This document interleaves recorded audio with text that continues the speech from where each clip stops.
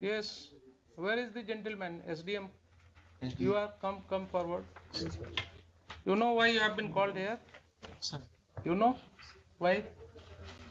Lordship, there was written in the Tamila, but it is not attached in the record All right. that we have. So you know the reason. Now tell me, do you have any experience of taking up a proceeding under section 107 CRPC? You have. Very good. So how could you forget those procedures while initiating 107 proceeding in this case? आप अपनी भाषा में बोल सकते हैं जैसे भी आपको सहूलियत हो। सर, उस समय मोकामा विधानसभा चुनाव सर उपचुनाव होना था सर, उसमें सर बहुत सारा हम लोगों को इनिशिएट करना पड़ता है right from the after announcement of the election and after the conclusion of election. इस पीरियड में सर जो प्रिवेंटिव एक्शंस के तहत प्रोसीडिंग्स इनिशिएट करने पड़ते हैं सर। कोई तो बेसिस होगा ना एसडीएम साहब। सर ऑन द रिपोर्ट हम भी उस गांव के अगर रेसिडेंट हो, मान लीजिए हमारे गांव में एक थाना हो और हम वहां के रेसिडेंट हों, तो हमारे खिलाफ 107 प्रोसीडिंग करने के पहले कुछ तो आप ख्याल रखेंगे हमारी इज्जत का भी। कोई रिपोर्ट आपके पास होनी चाहिए कि मेरा ये चरित्र है, हमने ये जो है गांव में उत्पात मचा रखा है या लॉ एंड ऑर्डर प्रॉब्लम है। तो ऐसी स्थिति में आप समझ सकते हैं कि कोई आशंका आपको होगी, कोई ऐसा विश्वास होगा कि यहाँ पर कोई घटना घट सकती है। ये जो लोगों के खिलाफ 107 आपने शुरू किया, इनके बारे में क्या इनपुट्स थे आपके पास? On the basis of police reports, sir, that has been. But police report is nowhere showing any input. Please come to your records. खोलिए जरा रिकॉर्ड्स। डमी नहीं रखा वहाँ, डमी रिकॉर्ड नहीं रखा है। ओरिजिनल जो भेजा यहाँ, तो डमी रिकॉर्ड्स वहाँ नहीं है इनके पास। कोई बात नहीं, इसमें से निकालिए रिकॉर्ड्स। कहाँ है वो? दीजिए उनको थोड़ा। हाँ हाँ, please look into your records.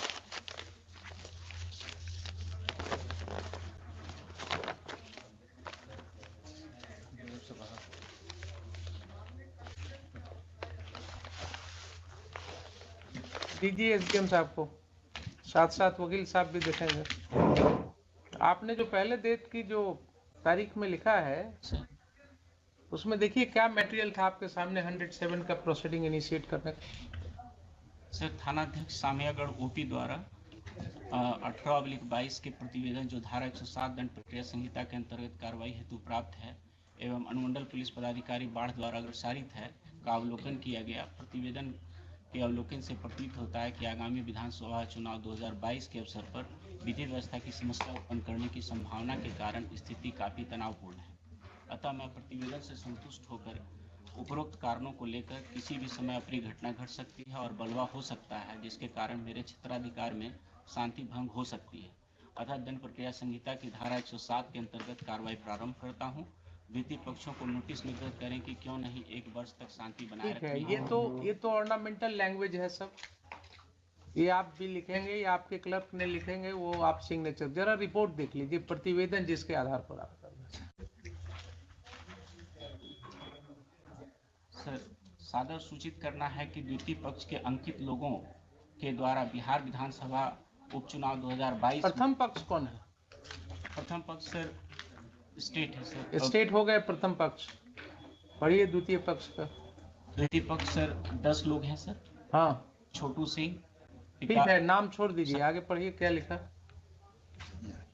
Bihar विधानसभा उपचुनाव 2022 में किसी पार्टी विशेष या प्रत्याशी के पक्ष में बूथ संख्या 270 उच्च विद्यालय पूर्वी भाग, बूथ संख्या 271 उच्च विद्यालय पश्चिमी भाग के मतदाताओं को बहला फुसलाकर, भयभीत, प्रलोभन देकर प्रभावित कर सकते हैं। इनके द्वारा कर सकते हैं, तो ये तो 10 नाम दिया। आपकी इच्छा होती है, आपके एसपी साहब की इच्छा होती है कि 5 नाम और जोड़ दो तो 15 हो जाता। इन सब लोगों का क्या रिकॉर्ड ऐसा है जिसके आधार पर आपके ओपी से ये सूचना, ये प्रतिवेदन दी गई? क्या ये प्रतिवेदन काफी है किसी व्यक्ति के अगेंस्ट 107 शुरू कर देने के लिए, आपकी राय में? सर नोटिस के उपरांत पहले ये बताइए ना, आपको माइंड अप्लाई करना था ना। एक प्रतिवेदन आया आपके पास, ओपी से एक प्रतिवेदन आया, उस प्रतिवेदन के साथ किसी भी व्यक्ति का कोई क्रिमिनल हिस्ट्री नहीं लगा हुआ है। उस प्रतिवेदन में कहीं नहीं कहा गया है कि हाँ ये व्यक्ति पास्ट में भी इसने कभी कोई ऐसा दंगा फसाद किया है या किसी लड़ाई झगड़े में इसका नाम पड़ा है, नहीं है ना।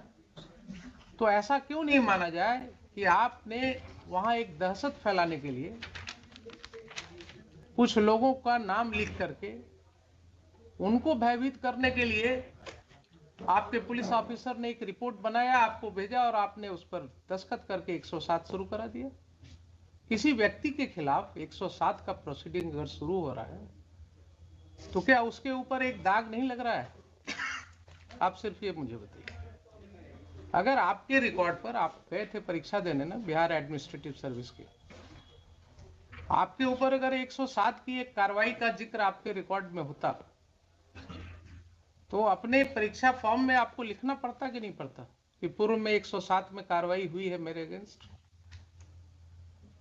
जरा मेरे सवाल का जवाब दीजिए, लिखना पड़ता कि नहीं? इंटरव्यू होता, उसमें जो लोग होते हैं वो आपसे पूछते ना कि अच्छा ये 107 क्यों हुआ आपके ऊपर, क्या जवाब आप देते? बोलते साहब ये तो पुलिस वालों ने ऐसे ही कर दिया, मेरा तो रिकॉर्ड बिल्कुल क्लियर है। क्या यही बोलते या कुछ और बोलते? जरा सर यही बोलते ना। इतने लोगों का तो आपने कैरेक्टर रोल लिख दिया sir without their being any basis. हम ये नहीं कहते हैं कि आप 107 नहीं कर सकते। इन appropriate cases yes you should do, you can certainly do it, but इतने लोगों के खिलाफ 107 का नोटिस देने के पहले क्या आपको आश्वस्त होने की जरूरत नहीं थी कि हाँ इसमें से किसी व्यक्ति के विरुद्ध कोई शिकायत है, किसी ने कभी कोई लॉ एंड ऑर्डर ब्रेक किया है, किसी ने पूर्व में कहीं पिछले इलेक्शन के दौरान कहीं कोई दंगा फसाद किया है, ऐसी कोई रिपोर्ट है उस ओपी में? बताइए। सर इनिशिएशन ऑफ प्रोसीडिंग में सर हम उनसे पूछते हैं कि क्यों ना आपसे सर ये लिया जाए बॉन्ड सच्चरित्र का। इससे सर हमने उसको कभी भी प्रोसिक्यूट नहीं किया। बॉन्ड लेने की बात है ना सर, आप उनको बोलते हैं कि साहब क्यों न जरा 107 निकाल ही लीजिए ना, क्या है आइए जरा, कुछ पढ़ाई लिखाई भी हो जाएगी इसी बहाने।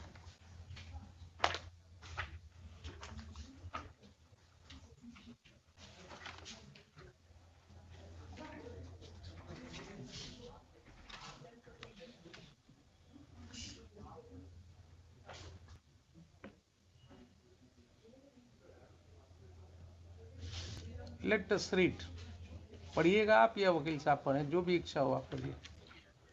When an executive magistrate receives information that any person is likely to commit a breach of the peace or disturb the public tranquility or to do any wrongful act that may probably occasion a breach of the peace or disturb the public tranquility and is of opinion that there is sufficient ground for proceeding, he may, in any manner hereinafter provided, require such person to show cause why he should not be ordered to execute bond, with or without surety, for keeping the peace for such period not extending 1 year as the magistrate Not exceeding 1 year. जी sir. As the magistrate thinks fit. अब देखिए ये section के अंदर आपने क्या समझा, क्या दिया हुआ है? रिसीविंग इंफॉर्मेशन एक पार्ट हुआ, बीच में देखिए एंड के बाद क्या है?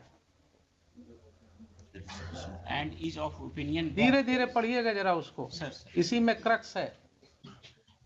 And is of opinion that there is sufficient ground, So mere receipt of information is not something कि पुलिस ने एक भेज दिया लिख करके and you will put a signature. आपका वो जो है क्या है, वो बेंच ऑफिसर या आपका पेशकार जो है वो बोला साहब बना दिया हमने, अब दस्तखत कर दिया जाए, आपने दस्तखत कर दिया. Provision says is of the opinion that there is sufficient ground for proceeding. Who has to form this opinion? You have to. You have to form the opinion, not only prima facie. Please understand. You have to form an opinion that there is sufficient grounds. Sufficient grounds is something more than that. Similar word has been used under section 204 CRPC. जरा निकालिए 204.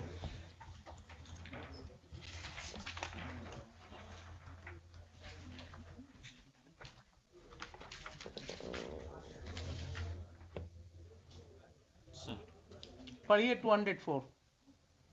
Issue of process. If in the opinion of magistrate taking cognizance of an offence, there is sufficient ground for proceeding and the case appear to be a summon case, he shall issue his summons for the attendance of the accused. Or B, a warrant case, he may issue a warrant, or if he thinks fit, a summon for causing the accused to be brought or to appear at certain time before such magistrate, or if he has no jurisdiction himself, some other magistrate having jurisdiction. So, like a magistrate of the first class before whom a complaint case is filed, a criminal case is filed. जैसे एक magistrate को opinion form करना होता है whether there are sufficient grounds to proceed against the accused, against the persons named in the complaint or in the charge sheet filed by police.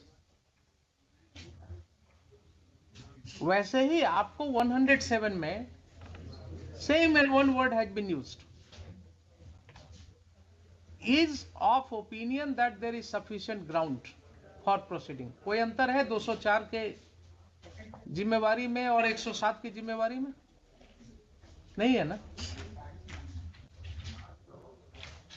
तो mere filing of police report without any material on the record, police जब chargesheet file करती है तो उसके साथ पूरा investigation का ब्यौरा होता है, केस डायरी होता है ना कि साहब ये एफआईआर हुआ, हमने इसको ऐसे इन्वेस्टिगेट किया, इन्वेस्टिगेशन में इतने गवाहों का बयान लिया, ये इंजरी रिपोर्ट आया, ये पोस्टमार्टम रिपोर्ट आया, ये मेडिकल रिपोर्ट है, and finally on this basis I come to a conclusion that there are sufficient materials to proceed against the accused, therefore I am filing charge sheet. So when these matters go on the record before the learned magistrate, he would look into that and then he will form an opinion that yes, there are sufficient grounds to believe. Why these obligations have been cast upon the magistrate and the competent authority under section 107? Why this responsibility has been cast upon them? Because issuance of summon to anybody, issuance of warrant to anybody is a serious matter. The Honorable Supreme Court has held it. जब आप अभी घर जाएं और आपको court का एक सम्मन मिले अपने घर पर, तो आप दोपहर का खाना भूल जाइएगा, नहीं होगा. तो कोर्ट में हम लोग नोटिस इशू करने के पहले सोचते हैं किसी को. रोज वकील साहब कहते हैं हुजूर नोटिस कर दिया जाए, कहते हैं नहीं, नोटिस करने के पहले देखेंगे आपका केस नोटिस के लायक है कि क्यों. इसलिए कि we are alive to this situation कि एक नोटिस जब किसी को मिलेगा उसके घर पर, उसके बाद उसकी क्या स्थिति होगी? भोजन छोड़ करके पहले दौड़ेगा, वकील देखेगा, वकील के फीस का इंतजाम करेगा, घर द्वार बेचेगा, जमीन बेचेगा। So we restrain ourselves. आप क्या कर रहे हैं साहब? आप तो बिल्कुल कुछ नहीं कर ही नहीं रहे। आपके पास कोई मटेरियल ही नहीं था टू फॉर्म एन ओपिनियन। आपने 107 पढ़ा ही नहीं कभी।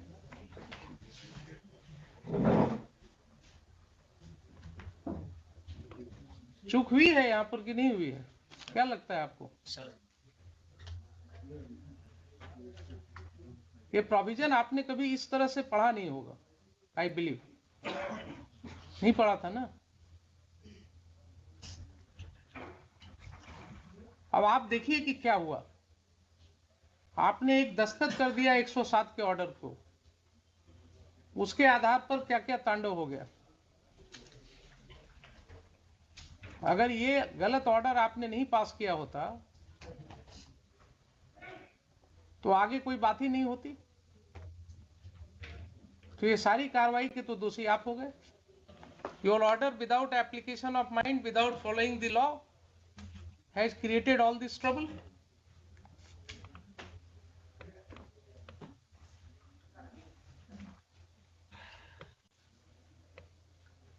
Man, I find myself totally disturbed how this is happening. SDO is making false statement in FIR. SDM is not applying his mind before issuing summon to anybody. Police officers arresting anybody on a mere allegation without knowing the judgment of the Honorable Supreme Court. Are we living in a situation where we can understand rule of law? It's really being implemented.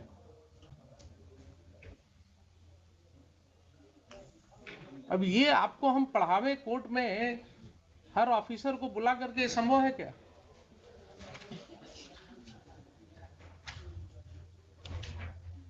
इसीलिए आपको बुलाया था।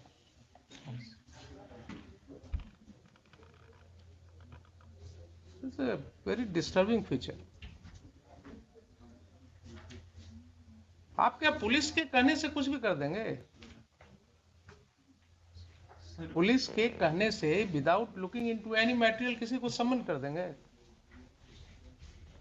Sir election period में तो election period में आप criminal बना देंगे लोगों को क्या? डिस्टर्ब करेंगे लोगों के फैमिली को, पीस को।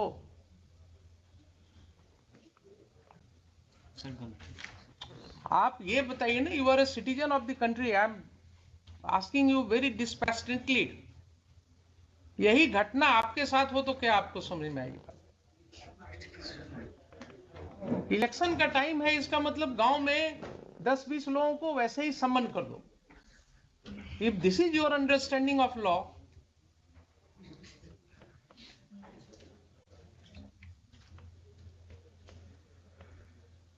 if this is your understanding of law, then only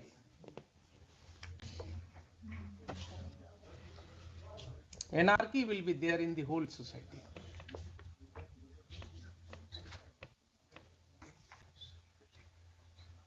अब आप आगे बढ़िए जरा। ये तो एक चैप्टर हुआ, आपने बिगनिंग में गलती कर दिया। सेकंड जरा देखिए, आपने जो सम्मन इशू किया, वो सम्मन का तामिला कहीं है आपके रिकॉर्ड?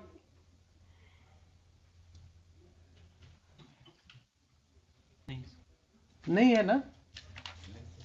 तो सम्मन का जब तामिला रिपोर्ट नहीं है आपके रिकॉर्ड पर, तो आपने वारंट कैसे कर दिया? जरा पढ़िए सेक्शन 87 सीआरपीसी। चलिए क्लास ही होगा आज, कोई दिक्कत नहीं।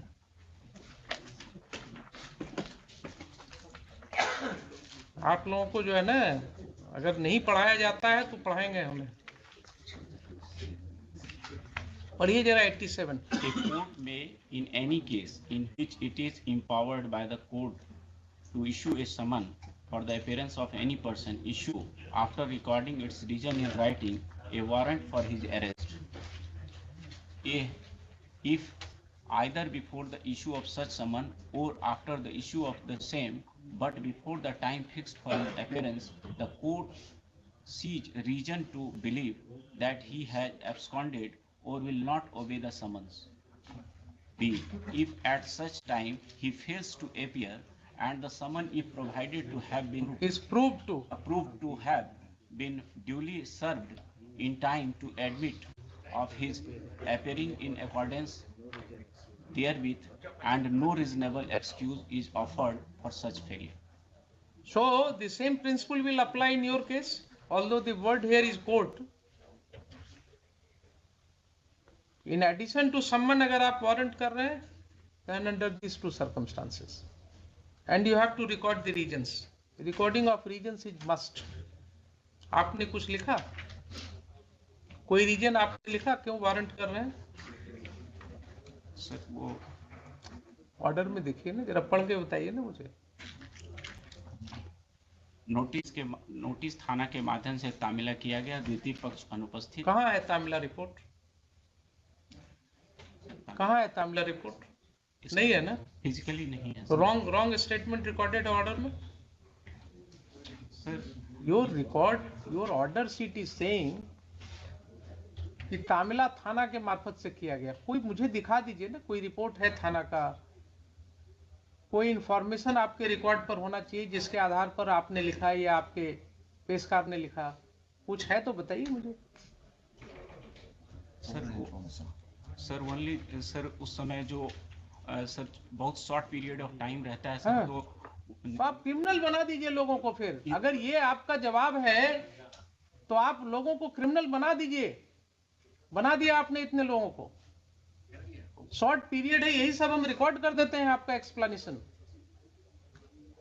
आपका यही एक्सप्लेनेशन है कि शॉर्ट पीरियड था इसलिए हमने कानून की धज्जियां उड़ा दी, कानून को हमने कह दिया रख दो कहीं और इनको वारंट कर दो। Then you should be held liable. You should be proceeded against. Court should consider initiating proceeding against you, directing the competent authority, and write to the BPSC and UPSC also to take note of your conduct. How can you talk like this, Mr. SDM? कि election का समय था इसलिए हमने, short time था इसलिए कर दिया। When you are making criminals or what? You do not understand the consequences of your order. और अगर इसी तरह से ऑर्डर कोर्ट में हम सोचे कि कर दें तो क्या कितने लोगों की जिंदगी खराब होगी? जिसके पास पावर होता है ना, वो अपने को रिस्ट्रेन करता है। पावर का मतलब ये नहीं ना कि वो पढ़े ना, बचपन में कहीं पढ़े कि नहीं, क्षुद्र नदी भरी चली तराई। बचपन में बड़ों ने सिखाया होगा ना कि जिस पेड़ पर फल लगता है वो पेड़ थोड़ा झुक जाता है। ये सिखाया गया था कभी कि नहीं? ये सब तो बड़े लोग सिखाते थे बचपन में कि जब पेड़ पर फल लगता है तो वो पेड़ झुक जाता है। वो आपको पावर दिया, आपको एसडीएम बना दिया गया, आप पूरे मिसयूज पर उतर आए। तो दोनों एस्पेक्ट पर कुछ नहीं है आपके रिकॉर्ड, कोई तामिला रिपोर्ट नहीं है, फिर भी आपने वारंट कर दिया। सर उस समय तामिला जो होता था सर, वो हम लोगों को रिकॉर्ड पर सर जो व्हाट्सएप से या फिर ओरल तामिला लगा दिया जाता था सर, और नेक्स्ट डेट पर सर हम लोग उसको अगर आकर के बॉन्ड दे देते थे तो फिर वो खत्म। और अदरवाइज यही प्रोसीजर होगा, यही प्रोसीजर होगा। और अगर आपके व्हाट्सएप पर हम आपको सारी लीवरेज देंगे, अगर आपके व्हाट्सएप पर आया था तामिला तो कोर्ट में भेजने के पहले रिकॉर्ड आपने उसको भी लगा दिया होता या आपने जवाब में भी लिख दिया होता। कहां कहां क्या क्या एक्सप्लेनेशन लीजिएगा आप बताइए।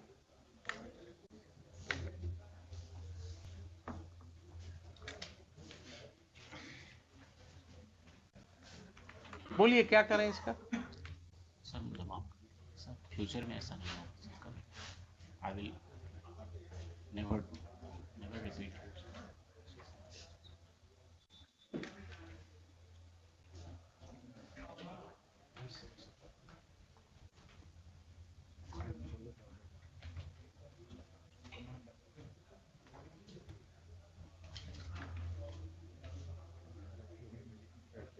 मुझे आपको माफ करने में कोई दिक्कत नहीं है. I can expect some good thing from you in future.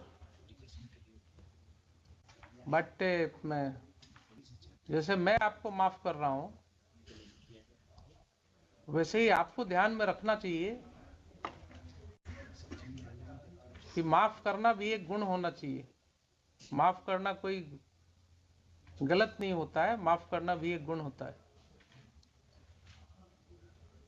तो आप भी जब लोगों से डील कीजिएगा ना, तो इस चीज को ध्यान में रख करके कीजिएगा. अगर भविष्य में इस तरह की कोई बात आई आपके विषय में, तो court will take very seriously. मैं नहीं चाहता हूं आपके भविष्य को खराब करूं.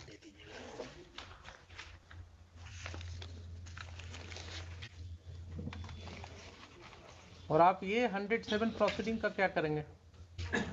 सर, यूजुअली इलेक्शन के बाद जितने भी प्रोसीडिंग इनिशिएट होते हैं सर, इलेक्शन कर नहीं, आपको रिकॉर्ड करना होगा कि इसमें चूंकि without any following any procedure ये स्टार्ट हुआ था ना,